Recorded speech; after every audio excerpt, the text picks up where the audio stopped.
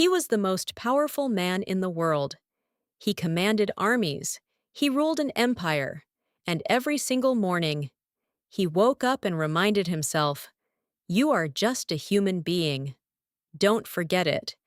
He was a Stoic, and Stoicism might be the most useful philosophy you have never studied. English with Famous Minds podcast. Listen, learn, imagine. Hello, everyone. I'm Vicky, and this is English with Famous Minds podcast, the show where you learn real English by talking with the most fascinating people in history. Not a language lesson, not a history class. Both. At the same time, if this is your first time here, hit that subscribe button right now, because every episode you will meet someone who changed the world, and you will understand them in English. Today's guest ruled the Roman Empire for almost 20 years. He was a soldier, a philosopher, and one of the greatest Stoic thinkers who ever lived. And he wrote everything down in a private journal he never planned to publish. Today, we get to read it with him. Marcus Aurelius, welcome. Thank you, Vicky. It is unusual to be here, but I am always open to new experiences. Marcus, let me start with something personal. You were one of the most powerful men who ever lived. But in your private writings, you constantly reminded yourself to stay humble. Why did power frighten you? Power does not frighten me. What frightens me is what power can do to a person. I have seen it many times. A man becomes powerful, and slowly, he stops listening. He stops questioning himself. He starts to believe that he is special, that the rules do not apply to him. And that is the beginning of the end. So you used your journal to fight against that? Yes, every morning I reminded myself, you are not special. You are a human being, like everyone else. You will make mistakes. You will have bad days. You will feel anger, fear, and doubt. That is normal. The question is not whether you feel these things. The question is what you do with them. That is very different from how we think about leaders today. Today, we expect leaders to always look strong and confident. That is a PR performance, and performances are exhausting. A leader who pretends to have no doubts is a leader who has stopped growing. Real strength is not the absence of fear. Real strength is continuing, despite the fear. Your book, Meditations, was never written for other people. It was your private journal. What would you think if you knew that millions of people read it today? I would be surprised and perhaps a little embarrassed. Those words were written for me to remind myself of things I already knew, but kept forgetting. What kind of things? That most of what we worry about does not matter, that other people's opinions of us are not in our control, that the only thing we truly own is how we respond to what happens to us. I needed to remind myself of these things because even knowing them is not enough. You have to practice them every day. Why is it so hard to practice what we know? Because knowing and doing are very different things. I knew I should not be angry, but I still felt anger. I knew I should not worry about things outside my control, but I still worried. The journal was my way of training my mind, the same way a soldier trains his body every day, without exception. Let's talk about Stoicism. Many people have heard this word. But what does it really mean? In simple words, It means taking responsibility for your inner world. You cannot control what happens outside, but you can always control how you respond inside. A Stoic does not run away from pain or difficulty. A Stoic looks at them directly and asks, What can I learn from this? It is not about having no emotions. It is about not letting your emotions make your decisions. And how do you practice that every day? By asking one simple question every time something difficult happens, is this in my control? If yes, act. If no, let it go. That question changed everything for me, and it can change everything for you too. Let's talk about control. You wrote a lot about the difference between what we can control and what we cannot. Can you explain that idea simply? Yes, there are two types of things in life, things that depend on you and things that do not. Your thoughts, your actions, your decisions, those depend on you. The weather, other people's behavior, what happens in the world, those do not depend on you. Most people spend their energy trying to control things that are not in their control, and they ignore the things that are. That is why they are always frustrated. That sounds simple, but it is very hard to do. Yes, because our emotions do not follow logic.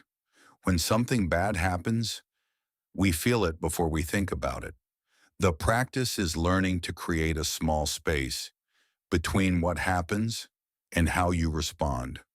In that space, you have a choice. That space is where your freedom lives. You faced many difficult things during your time as emperor: wars, disease, the death of your children.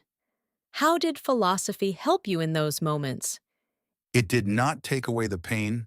Nothing can do that. But it gave me a way to understand it. When my children died, I was devastated. But I also knew that loss is part of life. Every person we love, we will one day lose, or they will lose us. Knowing this does not make it easier, but it makes it less surprising. And when you are not surprised by pain, you can face it with more strength. That sounds very cold, almost without emotion. No, it is the opposite. I felt everything very deeply, but I did not let my feelings make my decisions. There is a big difference. You can cry and still continue. You can feel fear and still act with courage. Emotions are not the enemy. Letting them control you is the enemy. You ruled during a terrible plague. Millions of people died. How did you lead during that time? By being present, many leaders disappear when things become difficult. They hide behind walls and words. I tried to be visible, to show people that their leader was still there, still working, still thinking, still caring. In a crisis, people do not need perfect answers.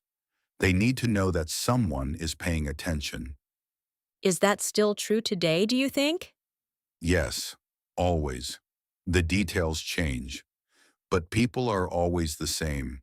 They need to feel that they are not alone, that someone sees them, that someone is trying. A leader who disappears in a crisis loses the trust of their people forever. Let's talk about time. You wrote a lot about how short life is. Does that idea make you sad, or does it motivate you? It motivates me completely. If life is short, then every moment you waste on things that do not matter is a moment you cannot get back. Anger at small things, waste of time. Worrying about what people think of you, waste of time. Waiting for the perfect moment to start, waste of time. The perfect moment is now. It is always now. But many people find it hard to live in the present. Their mind is always in the past or the future. Yes, the past is gone. You cannot change it. The future has not arrived. You cannot control it. The only place where life actually happens is now. This moment, the conversation, this breath. If you are not here, you are nowhere. Many young people today feel a lot of pressure. to be successful, to be perfect, to have everything figured out. What would you say to them? Stop comparing yourself to others. Every person has a different path. Every person has different obstacles. When you compare your life to someone else's, you are comparing two completely different journeys. It makes no sense. Focus on your own path. Ask yourself every day, did I do my best today? Not, was I better than someone else? Your only competition is who you were yesterday. That is very powerful. But social media makes comparison almost impossible to avoid. Then use it carefully. Any tool can be used well or badly. A sword can protect you or destroy you. It depends on the person holding it. If something is making you feel worse about yourself every day, why are you still holding it? One last question, Marcus. If you could give one single piece of advice to every person listening today, what would it be? Do the next right thing, not the perfect thing, not the thing that will impress everyone, just the next right thing. You do not need to see the whole road. You only need to take the next step, and then the next, and then the next. That is how an empire is built. That is how a life is built. One step at a time. Marcus, thank you so much for being here today. Thank you, Vicky. These were good questions. You made me think. And thinking is always time well spent. Marcus Aurelius, everyone, and thank you for listening. Remember, this show is not just about learning English. It is about learning from the greatest minds in history, in English. If you enjoyed this episode, subscribe, share it with someone who needs it today, and leave a comment below. I want to know, what did Marcus say that stayed with you? Take your time, listen again, and see you in the next episode. English with Famous Minds podcast. Listen, learn, imagine.